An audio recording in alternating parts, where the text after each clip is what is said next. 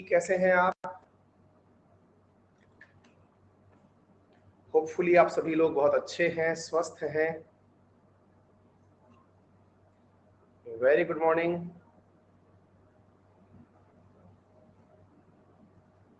Nitesh, Mayank,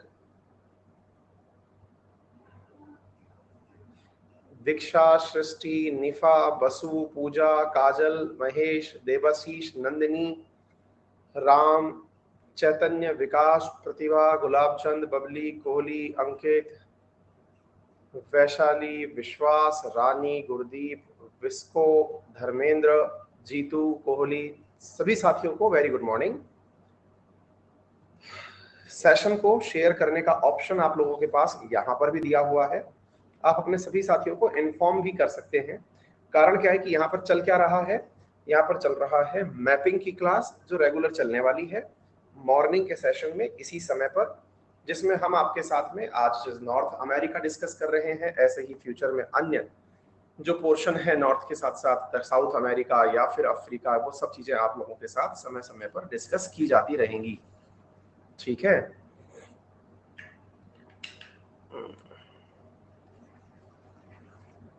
fan क्यों नहीं चल रहा है? नितेश, बहुत दिनों बाद आपने मुझे देखा है, क्या बात है।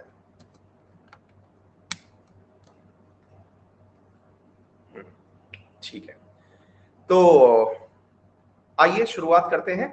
जैसा कि आप सभी को मालूम है, मैंने आप सभी को बता रखा है रेफरल कोड के बारे में। होपफुली आपने उसका यूज किया होगा।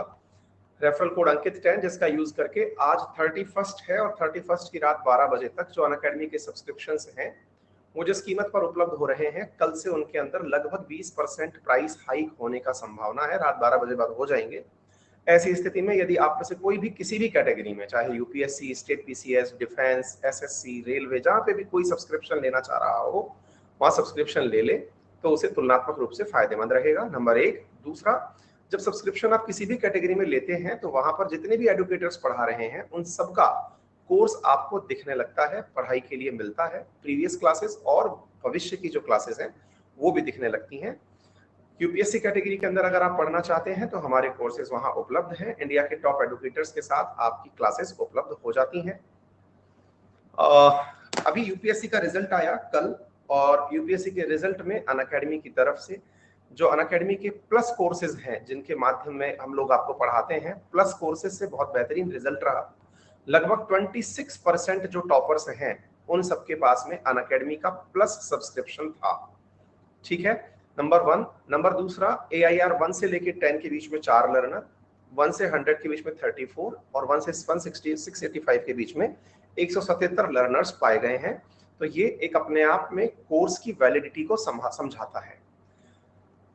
इसके साथ साथ अनअकैडमी के ऊपर मेंस को ध्यान में रखते हुए एक मेंटरशिप कार्यक्रम चलाया गया है। मेंटरशिप कार्यक्रम के अंदर जो है वो आप लोगों के लिए यदि आप मेंटरशिप कार्यक्रम ज्वाइन करते हैं तो यूपीएससी के मेंस को ध्यान में रखते हुए आंसर राइटिंग प्रैक्टिस के साथ में टॉप एडुकेटर्स के तत्वाधान में उनकी नजर में आपको तैयार करवाया जाता है।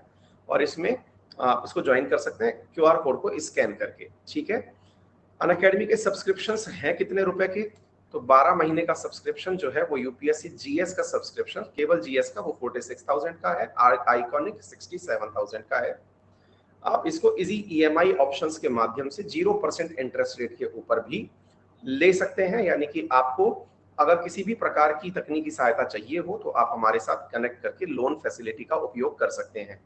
ज्यादा जानकारी के लिए मेरे टेलीग्राम, जिसका नाम है अंकित अवस्थी सर, उसके ऊपर दिए गए नंबर पर भी संपर्क कर सकते हैं। वहां पर आपको मतलब वो सारी जानकारी उपलब्ध हो जाएगी। ठीक है, चलिए शुरुआत करते हैं। जैसा कि आप सभी को ध्यान है कि कल मैंने आप लोगों को ग्लोब को 4 भागों में बांटकर दिखाया था। ग्लोब को 4 भागों में बांटकर दिखाया था से मेरा अर्थ है कि भाई अर्थ के अंदर इक्वेटर को अगर ध्यान में रखा जाए तो इक्वेटर को ध्यान में रखते हुए अर्थ को नदर्न हेमिस्फीयर और सदर्न हेमिस्फीयर में बांटा था। ठीक इसी प्रकार से यदि जो ग्रीनविच मीन टाइम GMT है इसको ध्यान में रखा जाए तो अर्थ को ईस्टर्न हेमिस्फीयर और वेस्टर्न हेमिस्फीयर में बांटा जा सकता है। हमने उसी के आधार पर सारी चीजों का डिस्कशन भी किया था। पूरी दुनिया में जो अधिकांश लैंड मास है, लैंड मास का मतलब जो जमीन है, वो जमीन नदर्न हेमिस्फीयर वाली साइड में है।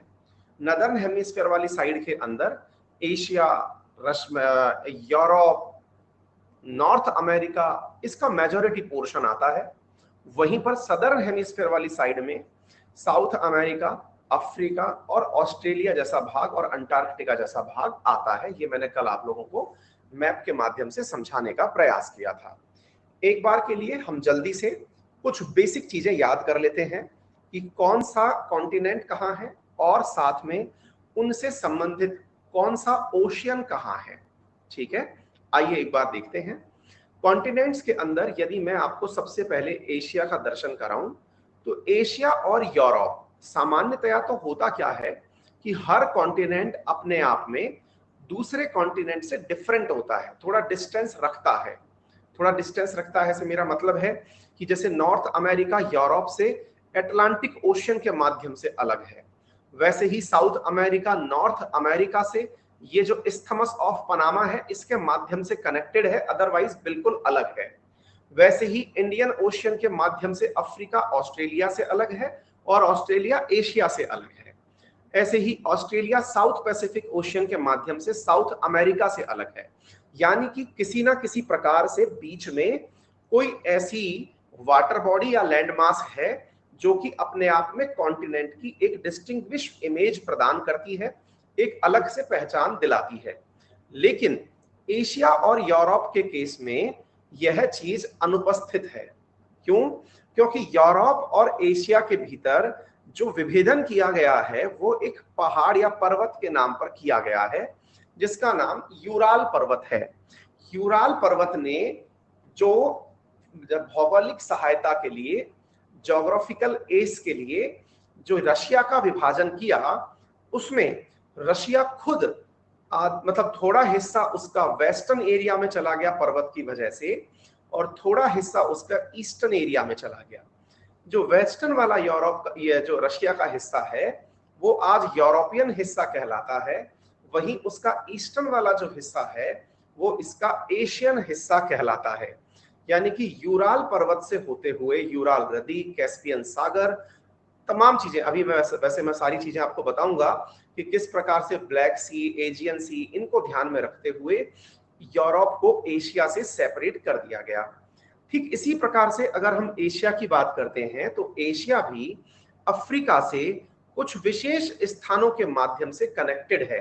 परीक्षाओं में उन स्थानों को पूछा जाता है कि भाई बताइए कि ये कौन से स्थान के माध्यम से दूसरे स्थान से कनेक्टेड है, या कौन सा ऐसा स्थान है जो इन दोनों को अलग करता है। ये प्रश्न सामान्यतया पूछे जाते हैं। ठीक है, एक बार के लिए हमारी सुविधा के लिए हम एक बार ओशियंस को देख लेते हैं। चूंकि हमारे आज के कॉन्टिनेंट के टाइटल में नॉर्थ अमेरिका है, नॉर्थ अमेरिका की पश्चिम की तरफ पैसिफिक ओशियन है, पूरब की तरफ अटलांटिक ओशियन है। अब ध्यान से देखने की आवश्यकता है कि पैसिफिक और अटलांटिक ओशियंस, इन्हें इक्वेटर के माध्यम से नॉर्थ और साउथ में बांटा गया है। यहां पर आप देखें कि ये जो इक्वेटर है, इसकी तुलना में ऊपर की तरफ जो पैसिफिक ओशियन है इसे नॉर्थ पैसिफिक ओशियन कहा गया, और इक्वेटर की तुलना में जो नीचे है इसे साउथ पैसिफिक ओशियन कहा गया। सिमिलरली यहां पर जो इक्वेटर है उसके ऊपर की तरफ वाले हिस्से को नॉर्थ अटलांटिक ओशियन कहा गया, नीचे वाले हिस्से को साउथ अटलांटिक ओशियन कहा गया। आपको मालूम होना चाहिए कि इसी अटलांटिक ओशियन को ध्यान में रखकर अमेरिका और यूरोप आपस में ट्रांस अटलांटिक रिश्ते रखते हैं। यानी कि एक प्रकार से इनके बीच में अटलांटिक ओशियन को मानते हुए फ्री ट्रेड एग्रीमेंट किया जाता है, यानी कि नाम स्पष्ट किया जाता है। वहीं पर ये जो पैसिफिक ओशियन है, ये पैसिफिक ओशियन यदि पश्चिम की तरफ निकल जाए तो आकर मिलता है चाइना वाली साइड से, यानी एशिया से। मैं आपसे अगर सवाल पूछूं कि किसी को अगर नॉर्थ अमेरिका आना हो तो उसके लिए क्या बेहतर, सॉरी, अगर यदि किसी को एशिया आना हो तो उसके लिए क्या बेहतर होगा, पूरब की तरफ यात्रा करना या पश्चिम की तरफ यात्रा करना? आपके कमेंट बॉक्स के अंदर से मुझे पता चल जाएगा। बताने का प्रयास करें और आगे बढ़े। जी हाँ, वेस्ट की तरफ यात्रा करना है ना। क्योंकि नॉर्थ अमेरिका से पश्चिम की तरफ जब आप चलते हैं तो आप इस वाले किनारे पर आकर पहुंचते हैं। यही कारण है कि अपने पैसिफिक ओशियन के साथ अपने ट्रेड हितों को साधने के लिए अमेरिका के द्वारा पैसिफिक ओशियन पर सबसे ज्यादा फोकस किया जा रहा है। आप लोगों ने इन दिनों बहुत ज्यादा नोटिस किया होगा कि पैसिफिक ओशियन अमेरिका की टॉप प्रायोरिटी बना हुआ है। यही कारण है कि उसने क्वाड मीटिंग में भारत को सबसे प्रमुख स्थान दिया ताकि वो इंडो पैसिफिक क्षेत्र को बचा के रख सके। अब आप थोड़ा सा व्यापारिक हित देखने का प्रयास करें। नॉर्थ अमेरिका अफ्रीका और यूरोप को अटलांटिक ओशियन के माध्यम से साध लेता है, इधर से इधर पूरी तरह से साध लेता है। लेकिन अगर उसे एशिया की टॉप मोस्ट इकोनॉमीज को डील करना है, ऑस्ट्रेलिया को डील करना है, गल्फ को डील करना है, तो उसके पास उपलब्ध विकल्पों में पैसिफिक ओशियन को सुरक्षित रखना मायने रखता है। पैसिफिक ओशियन के लिए ही उसने इंडियन और पैसिफिक ओशियन को इंडो पैसिफिक के रूप में रिकॉग्नाइज किया है। एक विद्यार्थी हैं जिनका नाम थॉर है, वो क्वाड को लेकर क्वेश्चन मार्क लगा के भेज रहे हैं। इसका मतलब ये हुआ कि वो यहां पर एवं ही घुस गए। होता है ना कि भाई उन्होंने एक क्लास चलती हुई देखी, चलो चला के देख लेते हैं क्या चल रहा है। समझ सकता हूं मैं। ये वो वाली चीज है कि सर हमने इंस्टॉल कर रखा था अनअकैडमी का सब वो एप्लीकेशन और उस पर अचानक से वो आ गया नोटिफिकेशन। हमने कहा देख लेते हैं कौन क्या पढ़ा रहा है, क्या दिक्कत है, इंटरनेट तो है ही।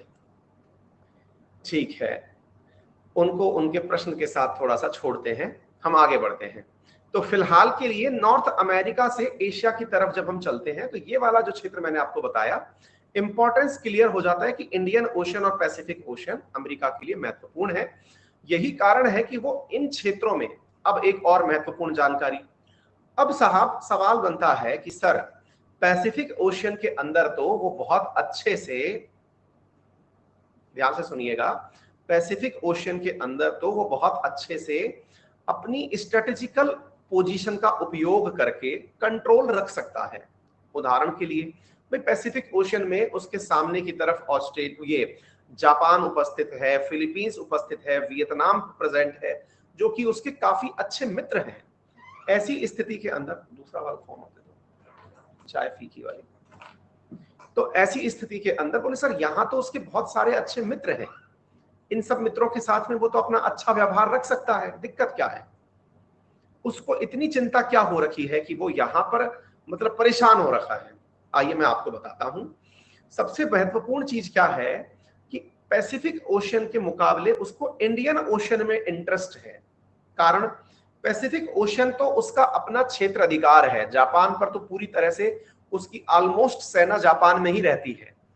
जो दुनिया में सबसे ज्यादा जगह उसकी सेना रहती है वो जापान है, जहां पे सबसे ज्यादा सेना उसकी निवास करती है। ऐसी स्थिति में उसको अल्टीमेटली इंडियन ओशन चाहिए। कारण बहुत बड़ा है। पहला कारण क्या है? इंडियन ओशन में जो इंडिया है, ये इस पूरे इंडियन सबकॉन्टिनेंट की नहीं, इंडियन ओशन की सबसे बड़ी पावर है। यानी कि इस पूरे के पूरे जल क्षेत्र के अंदर अगर कोई ताकतवर राष्ट्र है तो वो इकलौता इंडिया है। इस पूरे क्षेत्र में चाहे गल्फ कंट्री हो, चाहे अफ्रीकी आइलैंड हो, चाहे ऑस्ट्रेलिया हो, ये अफ्रीकी कॉन्टिनेंट हो, इन सब की तुलना में सबसे पावरफुल कौन? इंडिया। तो इंडिया को रीच करना, और अभी आपने कल ही आरएनए के अंदर पढ़ा होगा, अगर आपको याद हो तो मैंने बताया भी था कि इंडिया ने ट्रेड के अंदर अमेरिका के साथ में फर्स्ट स्थान, मतलब कि इंडिया जो है सबसे ज्यादा $119 बिलियन का व्यापार किया। किसके साथ? अमेरिका के साथ। तो ऑब्वियस सी बात है कि इंडिया का अमेरिका के साथ व्यापार तभी अच्छा होगा जब ये सामान आसानी से ट्रेड हो पाएगा। चलो विचार करके देखते हैं। मैंने कल आप लोगों को पढ़ाते समय एक टर्म यूज किया था IPEF, कुछ याद है? इंडो पैसिफिक इकोनॉमिक, आगे क्या था? IPEF क्वाड की समिट के दौरान चर्चा की गई फ्रेमवर्क। क्लियर है?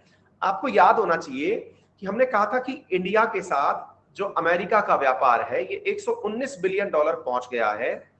अब ये 119 बिलियन डॉलर में अमेरिका का भविष्य में व्यापार बढ़ेगा, क्योंकि अमेरिका ने भारत को IPEF में लेने का प्रयास किया है। हमने ये तो बोल दिया, लेकिन कोई भी इस कंडीशन को क्यों काउंट नहीं कर रहा है कि व्यापार तभी बढ़ेगा जब ये वाला रूट खाली रहेगा। अब आप पूछेंगे ये वाला रूट खाली रखने की क्या आवश्यकता है, और मैंने कहा भाई दूसरा रूट बता दो। बोले साहब दूसरा रूट आप यहां से होकर के, यहां से रेड सागर से होते हुए, स्वेज कैनाल से होते हुए, मेडिटेरेनियन ओशियन से होते हुए इधर से इधर निकल जाओ। मैंने कहा बहुत बढ़िया। अब आप यहां से यहां निकल जाएंगे, आपको मालूम होना चाहिए कि जो स्वेज कैनाल है उसका वेटिंग पीरियड है, यानी कि यहां पर बैठ करके इंतजार करने का जो वेटिंग पीरियड है वो बहुत लंबा है। मतलब अगर आप एडवांस में पैसा देते हो तो 24 घंटे में निकालते हैं, अदरवाइज 2-3 दिन तक आप वेटिंग की लाइन में खड़े रहते हो, तब जाके क्रॉस होता है। यानी कि व्यापार के अंदर जो सुगमता है वो इस रास्ते से नहीं है। सर दूसरा रास्ता ले लो, अमेरिका है, ये तो यूं चल के आ जाएगा। बिल्कुल सही सोचते हैं आप, लेकिन ये इकोनॉमिकली वायबल नहीं रहेगा। क्यों? क्योंकि पूरे अफ्रीका का चक्कर लगाओ पहले, फिर लौटकर वापस आओ, और फिर दूसरा यहाँ की क्लाइमेटिक कंडीशंस इस बात को प्रिफर भी नहीं करती। चलिए ठीक है सर, फिर क्या कर सकते हैं? तो ऐसी स्थिति में जो ले देकर के ऑप्शन बचता है वो केवल यही है कि भारत के साथ में अमेरिका, पैसिफिक ओशन तो उसका अपना है, यानी कि उसमें तो उसकी रीच बहुत बढ़िया है, बस वो आने के लिए इस रास्ते को पकड़ करके यूं चला आए और इंडिया पहुंच जाए। इतना ही तो मुड़ना है, यहाँ पर कोई स्वेज कैनाल है भी नहीं। अच्छा, यहाँ पर कौन सा स्ट्रेट है इस जगह पर, जो सिंगापुर वगैरह जहां पर स्थित है? मलक्का स्ट्रेट है ना, स्ट्रेट ऑफ मलक्का, और स्ट्रेट ऑफ मलक्का पर ही सिंगापुर स्थित है। सिंगापुर मतलब एक प्रकार से बिल्कुल उसी के किनारे बैठा हुआ है। That means port of call है वो, है ना, मतलब वहां पर एक तरह से वो पोर्ट है। आपने कल पढ़ा होगा, मैंने बताया था कि इंडिया का जो व्यापार है वो इस समय अमेरिका के साथ नंबर 1 पर, नंबर 2 पर चाइना के साथ, नंबर 3 पर UAE के साथ है। आपको मैंने सिंगापुर भी बताया था। बताइए UAE के बाद में किसका नंबर था? सऊदी का। उसके बाद में किसका था? इराक का। और नंबर 6 पर किसका था? सिंगापुर का। सिंगापुर के साथ में हमारा सबसे ज्यादा व्यापार होने का कारण क्या है? सिंगापुर कोई भी ऐसी तो जगह नहीं है कि जिसके पास में तेल के प्रचुर भंडार हों, या फिर जिसके पास में मतलब फैक्ट्रीज बढ़िया लगी हों। क्या है ऐसा? पोर्ट ऑफ कॉल है वो, यानी कि उसको केवल रूट पर होने का फायदा है। यहां पर होता क्या है, आप इसको ऐसे समझिए, जैसे मैं अगर आपसे पूछूं कि भाई आपके अपने शहर में आप सामान किस दुकान से सबसे ज्यादा खरीदते हैं, तो आप कहेंगे सर किसी भी दुकान का नाम आप बता देंगे कि सर हम जो है बिग बाजार से खरीदते हैं, विशाल मेगा मार्ट से खरीदते हैं, इजीडे से खरीदते हैं, या फिर कोई भी लोकल परचूनी की दुकान आप बता देंगे कि सर हम वहां से सामान खरीदते हैं। लेकिन असल में वो सामान उस दुकान का नहीं है, वो उस दुकान का सामान नहीं है, उसने तो सबका सामान अपने पास मंगा के रखा हुआ है। क्यों? क्योंकि इस दुकान वाले ने एक बहुत बड़ी जगह अपने पास किराए पर ले रखी है।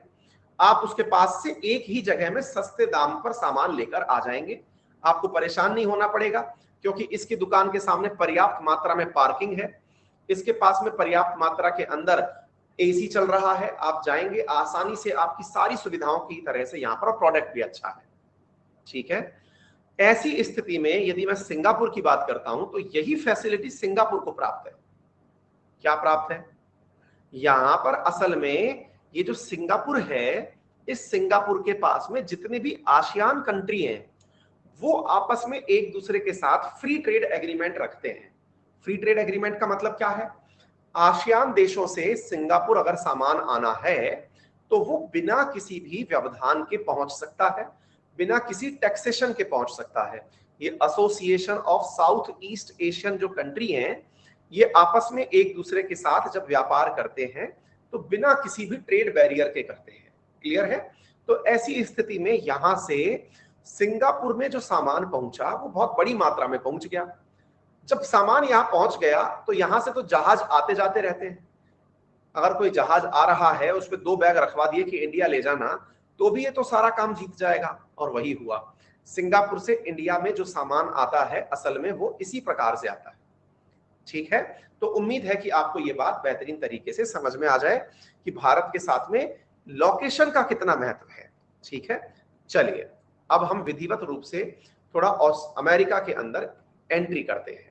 ठीक है, जब हम अमेरिका की एंट्री करते हैं तो अमेरिका यानी कि नॉर्थ अमेरिका को डिस्कस करें तो नॉर्थ अमेरिका को डिस्कस करते समय जो सबसे इंपॉर्टेंट जानकारी आपको पता होनी चाहिए, जो हमारी टीम ने डाली ही नहीं, वो ये है कि नॉर्थ अमेरिका इटसेल्फ, बहुत से विद्यार्थी जो हैं वो इस बात को लेके कंफ्यूज रहते हैं कि नॉर्थ अमेरिका आफ्टर ऑल है क्या, कॉन्टिनेंट है कि कंट्री है। क्योंकि असल में क्या है, नॉर्थ अमेरिका इतनी बार बोलता है कि लोगों को कंफ्यूजन हो जाता है कि यूएसए और नॉर्थ अमेरिका एक ही है या अलग अलग है।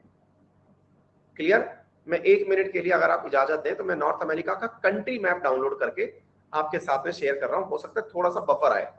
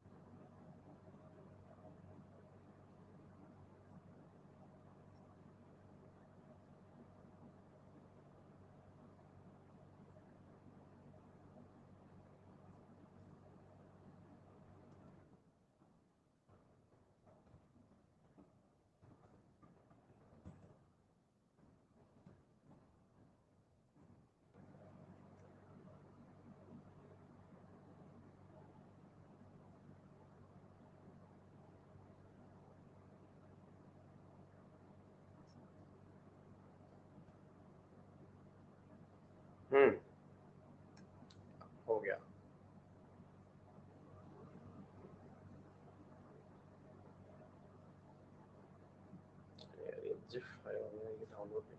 एक सेकंड और होल्ड करिए।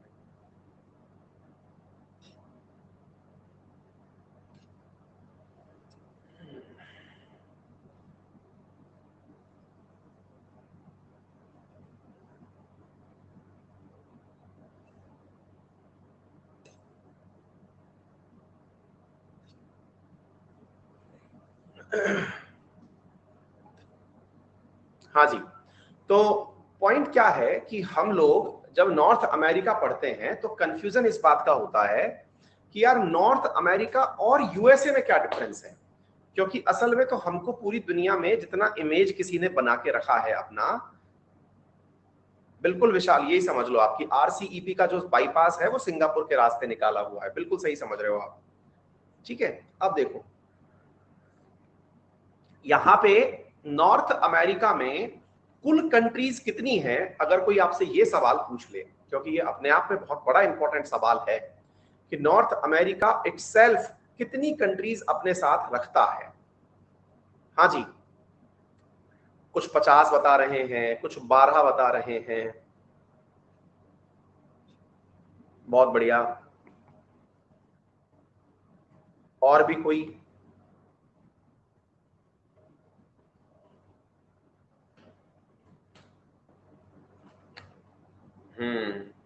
तो देखो जिन्होंने 50 नंबर बताया ना, मैं उन्हीं के लिए ये वाली फोटो डाउनलोड किया था ताकि वो कंफ्यूजन से बाहर निकले।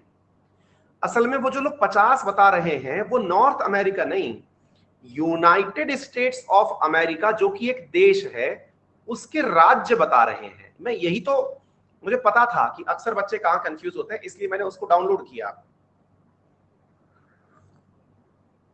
मुद्दा समझिए कि ये आप इस पूरे कॉन्टिनेंट को अगर देखते हैं तो इस कॉन्टिनेंट में एक देश है जिसका नाम है यूनाइटेड स्टेट्स ऑफ अमेरिका, उसमें 50 राज्य हैं। लेकिन इस पूरे की पूरे नॉर्थ अमेरिकी कॉन्टिनेंट में कनाडा, मैक्सिको, नॉर्थ अमेरिका और यहाँ देखो बहुत छोटू मोटू बहुत से देश हैं। इनको अगर काउंट कर लिया जाए तो कुल 23 देश पड़ते हैं यहाँ पे। कितने कंट्री हैं? 23।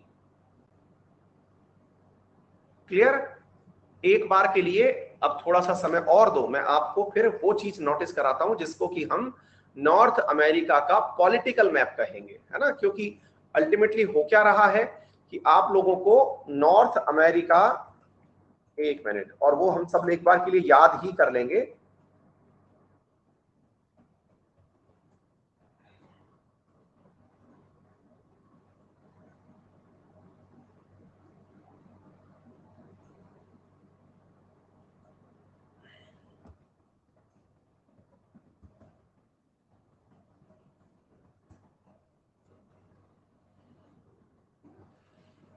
एक्चुअली क्या मामला ये होता है कि बहुत सारी चीजें जो हैं वो कॉपीराइटेड होती हैं और उनको करने से बहुत ज्यादा दिक्कत हो जाती है।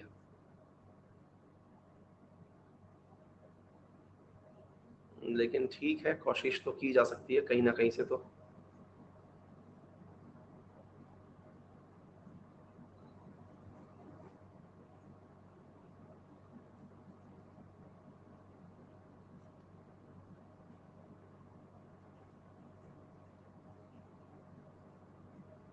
एक मिनट बस।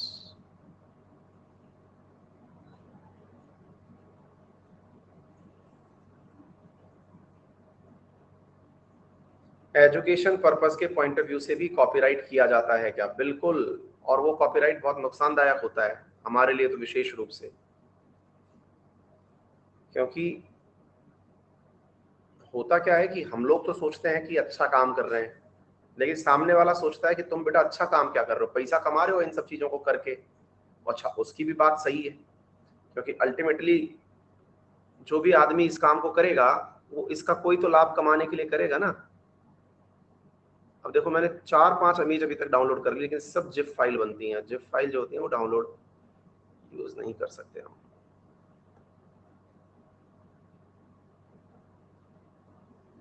ए बाबा कर दो यार।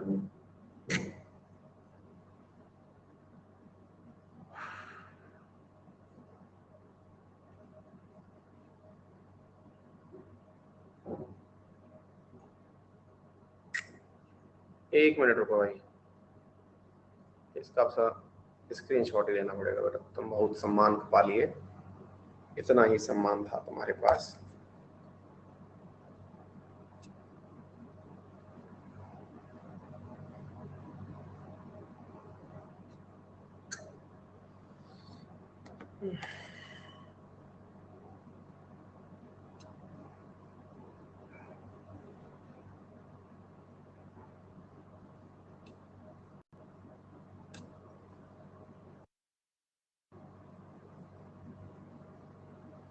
हाँ वही, हमारे क्लास के बच्चे समझदार हैं, वो पहले कह रहे सर वो स्नाइपिंग टूल यूज कर लो ना। वही कर रहा हूँ बेटा, वही किया है।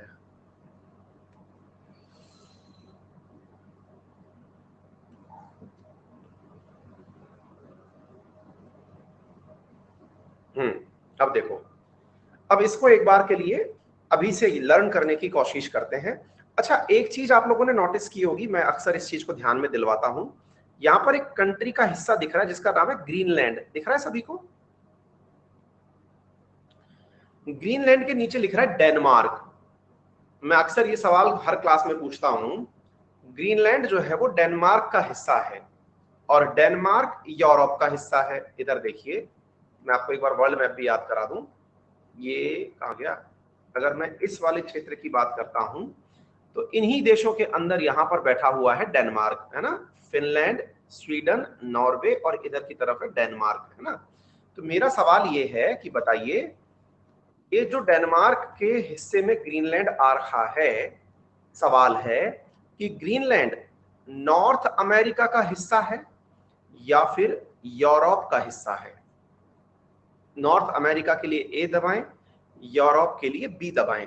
फिर से सवाल क्या है कि ग्रीनलैंड जो है वो किसका हिस्सा है?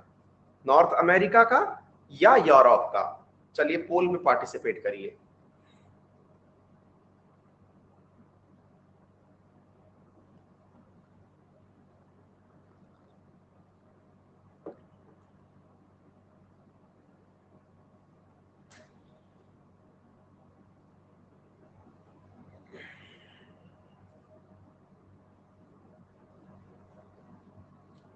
हाँ जी, आंसर है नॉर्थ अमेरिका का।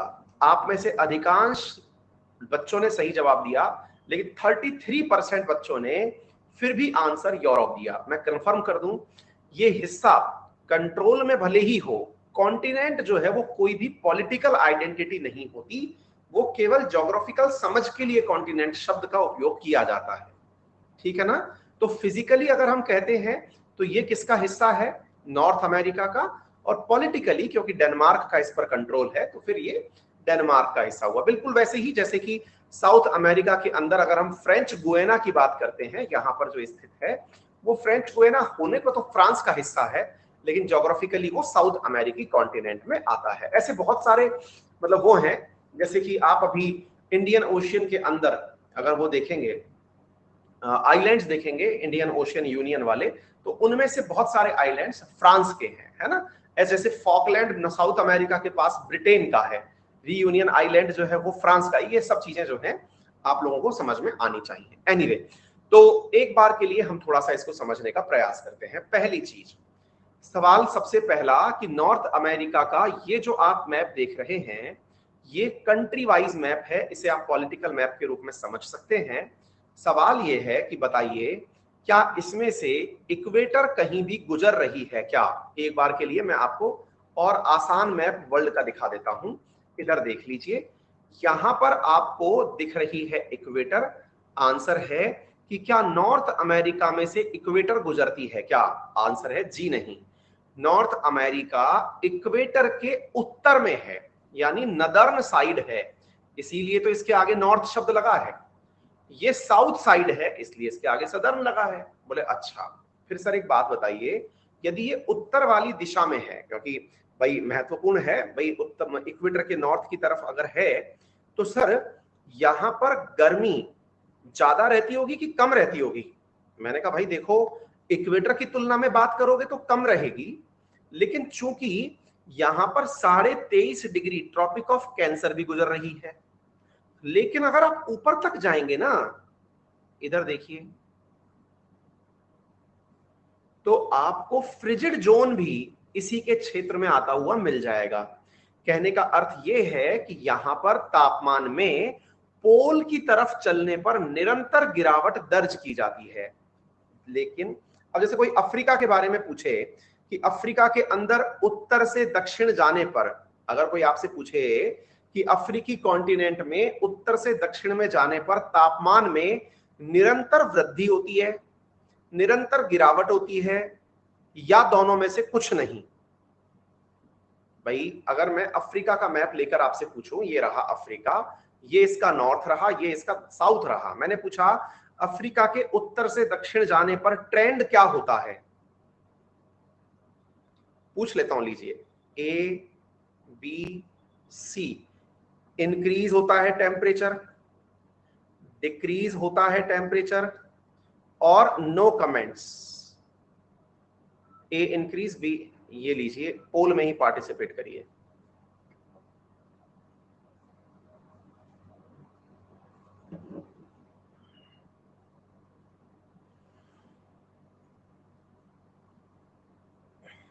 समझ में आया? ये इसलिए मैंने ये सवाल दिया क्योंकि सवाल दिखने में बहुत आसान था, लेकिन आप में से अधिकांश लोग उलट गए। क्यों उलट गए? क्योंकि जनाब, यहां से नॉर्थ से मध्य तक जब चलते हैं ना, इक्वेटर तक, तब तक तो तापमान बढ़ता है, उसके बाद घटना शुरू हो जाता है। यहां तो बिल्कुल ठंड है। बात समझ में आ रही है? यानी कि इस तरफ से इस तरफ की जो यात्रा है, इस यात्रा में मध्य में तापमान बढ़ता है, यानी ये इस प्रकार से है तापमान के क्रम में, टेम्परेचर हाई और ऐसे। आई बात समझ में? अब क्वेश्चन समझ में आ रहा है?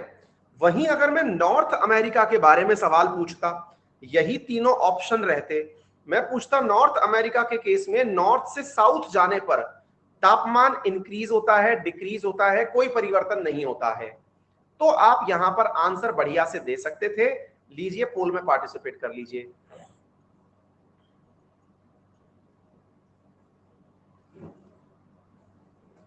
ये देखिए अभी भी कई बाल कलाकार ऐसे हैं जो कि डिक्रीज होना बता रहे हैं, पता नहीं वो कौन से ही विभाग में काम कर रहे हैं। अरे भाई मेरे, इक्वेटर की तरफ जब आप चलते हैं तापमान इंक्रीज होता है, सूरज है ना भाई इस तरफ। अब इसके चूंकि दक्षिण में इक्वेटर है, ये नॉर्थ अमेरिका पूरा ये रहा, इसके दक्षिण में इक्वेटर है, यानी ऊपर से नीचे आने में कोई दिक्कत ही नहीं है, तापमान इंक्रीज ही होगा। क्या आप मेरी बात समझ पा रहे हैं? मतलब बहुत बेसिक सवाल है ये कोई बहुत ही ऐसा नहीं कि वाह सर क्या करा दिया आपने। इतना बेसिक सवाल है कि ये पूछने से पहले मुझे सोचना पड़ता है कि बच्चों से पूछूं कि नहीं, कहीं ऐसा ना हो बुरा मान जाए कि सर इतना आसान सवाल पूछोगे क्या। मुद्दा समझ रहे हो? ठीक है ना? तो ऐसी स्थिति में आपको ये बात जब क्लियर होती है तो अब आगे की तरफ बढ़ते हैं। ये पूरा की पूरा कॉन्टिनेंट हमने देखा, इसमें से आर्कटिक सर्कल भी गुजर रहा है। अच्छा, आर्कटिक सर्कल का मतलब क्या है? इसके ऊपर की तरफ वाला जो हिस्सा है वो पूरे टाइम बर्फ में जमा रहता है। आर्कटिक सर्कल से ऊपर का मतलब क्या है? इससे ऊपर का जो हिस्सा है वो पूरी टाइम पर बर्फ में होता है, अर्थात एक प्रकार से ये आर्कटिक वाला क्षेत्र है। फ्रिजिड जोन जिसे कहते हैं, फ्रोजन रहता है, वो वाला क्षेत्र है। क्लियर? वहीं पर बीच में ट्रॉपिक ऑफ कैंसर भी गुजर रही है। अच्छा सर, ट्रॉपिक ऑफ कैंसर क्या नॉर्थ अमेरिका से गुजरती है क्या? मैंने कहा नॉर्थ अमेरिका से तो गुजरती है, लेकिन यूएसए से यानी यूनाइटेड स्टेट्स ऑफ अमेरिका से नहीं गुजरती है।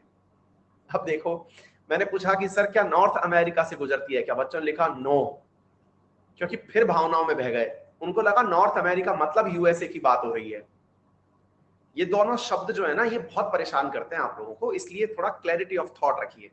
ठीक है? अच्छा, अब देखो बेटा, ट्रॉपिक ऑफ कैंसर चूंकि मैक्सिको तक ही थी, इसके बाद वाला जो क्षेत्र है वो यहां से लेकर यहां तक, यानी 23.5 डिग्री से लेकर के 66.5 डिग्री तक का जो क्षेत्र है, ये टेम्परेट रीजन वाला क्षेत्र है। टेम्परेट का मतलब है कि यहां पर ठंड ही रहेगी, धीरे धीरे और ठंड बढ़ती जाएगी। अच्छा सर, एक बात बताइए, आपने कहा कि यहां पर बहुत सारे देश हैं, कौन कौन से देश हैं सर यहाँ पे? आइए अब मैं एक बार के लिए आपको 23 देश हैं यहाँ पर, उनको याद करने का प्रयास करवाता हूं। एक बार इनको देखिएगा, 23 कंट्रीज हैं, एक बार के लिए उन्हें समझ लेंगे तो कार्य आसान हो जाएगा। जैसे कनाडा यहाँ पर है, अमेरिका यहाँ पर है, मैक्सिको यहाँ पर है, यानी कि 99% जो एरिया है ना नॉर्थ अमेरिका का, वो इन 3 देशों ने अपने साथ रखा हुआ है। ठीक है? उसके बाद के जो सेंट्रल अमेरिकी देश हैं, अब इसको जूम करके ही दिखाना पड़ेगा तो बेहतर रहेगा, ये सेंट्रल अमेरिकी देश हैं जो आपको यहां पर दिखने चाहिए। मैक्सिको को दक्षिण अमेरिका से जोड़ने वाले इस भाग को अगर आप देखें, इधर देखिए, ये ऐसा लगता है जैसे कि भगवान राम ने राम सेतु बनाया था श्रीलंका से जुड़ने के लिए, वैसे ही नॉर्थ अमेरिका ने साउथ अमेरिका से जुड़ने के लिए एक पुल बना रखा है, ऐसा लगता है।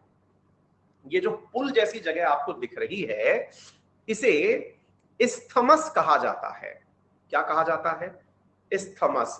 Isthmus, isthmus.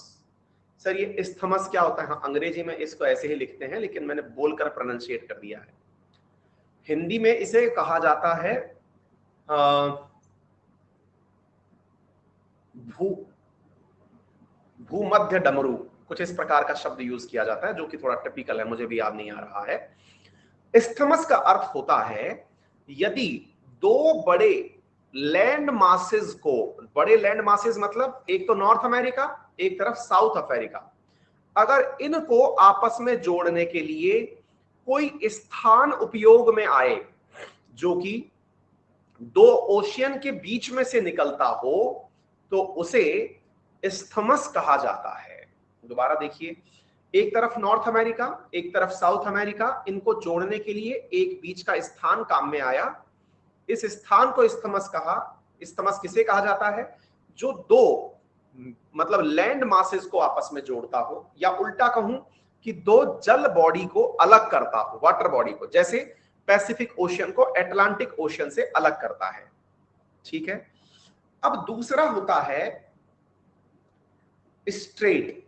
एक शब्द होती है स्ट्रेट। स्ट्रेट क्या है? स्ट्रेट यानी कि जल मध्य डमरू। ठीक है ना। स्ट्रेट को आप केवल इतना ही याद रखिए। स्ट्रेट जैसे मलक्का स्ट्रेट मैंने आपको बताई, जिब्राल्टर स्ट्रेट बताई है ना, बाबे मंडल या फिर जितने भी हैं, इन सब स्ट्रेट के साथ क्या होता है? स्ट्रेट दो वाटर बॉडीज को आपस में जोड़ती है। दो वाटर बॉडीज को जोड़ती है, जैसे Strait of Malacca South China Sea को इंडियन ओशन से जोड़ रही है। जिब्राल्टर स्ट्रेट जो अटलांटिक ओशन है उसको मेडिटेरेनियन ओशन से जोड़ रही है। इसी प्रकार से ये पनामा इस्थमस है। तो land mass versus water mass, ये दो बात आपको क्लियर हो चुकी होंगी, ऐसा मुझे लगता है। ठीक है, आगे बढ़ते हैं। सर एक बात बताइए, इनमें ये जो देश हैं ये कौन कौन से हैं? मैंने कहा चलो शुरुआत करते हैं सबसे आसान देश से। हालांकि इन देशों को सेपरेटली आप कैरेबियन कंट्री के नाम से भी पढ़ते हैं, जो पानी के बीच में है, और इन्हें पनामा कंट्री के नाम से भी पढ़ते हैं, जो पानी के मध्य में है, कैरिबियन ओशन में है, इन्हें कैरिबियन कंट्री के नाम से, और जो इधर की तरफ इस्थमस पर पड़ रहे हैं इन्हें आप पनामा कंट्री के नाम से पढ़ते हैं। सर कैरिबियन कंट्रीज की कोई पहचान? जैसे मैं अगर आपसे पूछूं कि वेस्ट इंडीज कहां है, मैं आपसे पूछूं कि वर्ल्ड मैप में वेस्ट इंडीज को ढूंढ कर बताओ,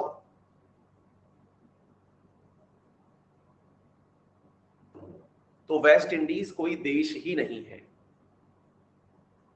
कहीं एग्जिस्ट ही नहीं करता है। बोले सर टीम आती है उनकी, बिल्कुल आती है, लेकिन वो ग्रुप ऑफ आइलैंड्स हैं। ये छोटे मोटे जितने भी कैरिबियन कंट्री है ना, ये अपने अपने खिलाड़ियों को भेजते हैं खेलने के लिए, यानी इन सब से मिलकर के टीम बनकर आती है। ओके, तो बोले सर एक बात बताइए, एक उसेन बोल्ट नाम का खिलाड़ी है, वो कौन से देश से बिलोंग करता है? जमैका से। ये रहा छोटा सा देश जमैका। ठीक है। ऐसे ही इसके बगल में एक देश है जिसका नाम है क्यूबा। ये वो देश है जिसने एक समय पर अमेरिका के नाक में दम कर दिया था। अब देखो, इसको भी अमेरिका का फोन है ना, तो क्यूबा बोलते ही चमक गया ये। शाबाश। ठीक है, तो इसने जो है क्यूबा जो है ये मतलब शुगर का वो कहा जाता है, कटोरा है ना, शुगर बॉल कहा जाता है, फिदेल कास्ट्रो वाला क्यूबा। जमैका, इसी के साथ साथ Dominican Republic, Puerto Rico, Honduras, Nicaragua, Trinidad, Panama, Costa Rica, El Salvador, Guatemala, Belize, ये सारे के सारे देश एक बार के लिए मैं कल आपको वापस से याद करूंगा। ठीक है, चूंकि मैपिंग शुरू हुई है तो अभी गाड़ी गर्म होने में थोड़ा टाइम लगेगा। गर्म होने में टाइम लगेगा का मतलब है कि मैं नॉर्थ अमेरिका पर तो आखिरी 10 मिनट में लैंड हुआ हूं, उससे पहले तो आपको इन जनरल मैप के बारे में चर्चा कर रहा था। थोड़ा सा समय लगेगा, लेकिन धीरे धीरे जैसे ही हम स्पीड पकड़ेंगे, मुश्किल से पूरा वर्ल्ड मैपिंग जो है वो 15 दिन की क्लासेस में खत्म हो जाएगा। ठीक है, तो मैं आज के लिए आपको यहीं होल्ड करता हूं। इतना ही अपना ख्याल रखें। और हाँ, मैंने आपको जो अनाउंसमेंट किया था कल रात को इसी समय पर कि आप सबके लिए मेरे द्वारा एक डेडिकेटेड जीके का बैच आ रहा है, बहुत ही नॉमिनल कीमत पर। मैंने कल आपको अनाउंस किया था कि 1999 में मेरे द्वारा एक 6 मंथ का फाउंडेशन बैच जीके आ रहा है। उसकी रियल कीमत, क्योंकि 2023 के लिए 23% ऑफ अनअकैडमी के द्वारा ऑफर किया गया है, न्यू ईयर के फर्स्ट वीक में शुरू हो रहे इस बैच पे। देखिए, फर्स्ट वीक में संभव है बुध या गुरुवार के आसपास, जब भी टीम अनाउंस करेगी उस दिन बैच शुरू हो जाएगा। लेकिन अनअकैडमी के द्वारा अंकित 10 मेरे रेफरल कोड पर आप लोगों को अभी के लिए 23% डिस्काउंट दिया जा रहा है। 23% डिस्काउंट का अर्थ हुआ कि ये 1999 का डेडिकेटेड बैच आपको लगभग 1539 या 1589 रुपए का पड़ रहा है, जिसमें आपको ज्योग्राफी, पॉलिटी, इकोनॉमी और हिस्ट्री चारों सब्जेक्ट 6 महीने के डेडिकेटेड बैच में मिलेंगे। मैं पहले ही क्लियर कर दूं, यदि आप में से किसी के पास ऑलरेडी एसएससी का बैच है, उससे आप इस बैच को नहीं देख पाएंगे। मैंने अगेन कहा है, इस गोल का नाम ही जर्नल अवेयरनेस बाय अंकित अवस्थी है। ये गोल एसएससी गोल नहीं है, ये अलग गोल है। इसका लिंक मैंने कमेंट बॉक्स में पिन करा दिया है। एज पर प्रॉमिस केवल मेरे सब्जेक्ट के लिए मैंने ये बैच अलग से बनवाया है, इसलिए मैं आप सबसे गुजारिश कर रहा हूं। और दूसरा बात, जिस दिन ये बैच शुरू हो जाएगा उसके बाद हम उसमें और नए एडमिशन्स नहीं लेंगे, तो क्योंकि अपनी शर्तों पर चलेगा, हिंदी और इंग्लिश दोनों माध्यम में चलेगा, यानी एक साथ कंटेंट के दोनों भाषाएं उपलब्ध होंगी, रोजाना आपके लिए क्लासेस उपलब्ध होंगी, proper previous year question paper के डिस्कशन के साथ चलेगा। उम्मीद है लंबे समय के बाद हम क्लास वापस लेकर आ रहे हैं, तो बेहतरीन से बेहतरीन कराने का प्रयास करेंगे। इसलिए हम आपको अनुरोध कर रहे हैं, कल तो इसके डिमांड के चलते साइट ही हैंग हो गई थी, अभी फिर से ओपन हो चुकी है साइट। आप एक बार के लिए इसको ओपन करके डाउनलोड कर लीजिए। बहुत ही नॉमिनल कीमत में मैं आपके लिए बैच लेकर आया हूं, और मोस्ट प्रोबेबली फर्स्ट वीक के अंदर, मतलब या तो बुधवार या बृहस्पतिवार तक शुरू हो जाएगा। तो जाइए और अपने इस सेशन को बुक कर लीजिए। ये स्टेट पीसीएस का अगर आप फाउंडेशन बैच चाह रहे हो, एसएससी का चाह रहे हो, क्योंकि अब एसएससी के मेंस में भी आने लगा है, इतना नॉमिनल कीमत पर आपको इतना अच्छा कंटेंट मिलेगा कि आप खुद से यह फील करने लगेंगे कि सर इतने रुपए में तो वाकई में, मतलब 10 रुपए प्रतिदिन के आसपास भी खर्चा नहीं पड़ रहा है, 8 या 9 रुपए प्रतिदिन के हिसाब से आपको बैच मिल जाएगा। बढ़िया उपलब्धि है, एक बार जाइए, यूज करिए, फटाफट बुक कर दीजिए, क्योंकि बाद में पता चले कि आप इसमें शामिल नहीं हो पाए। धन्यवाद।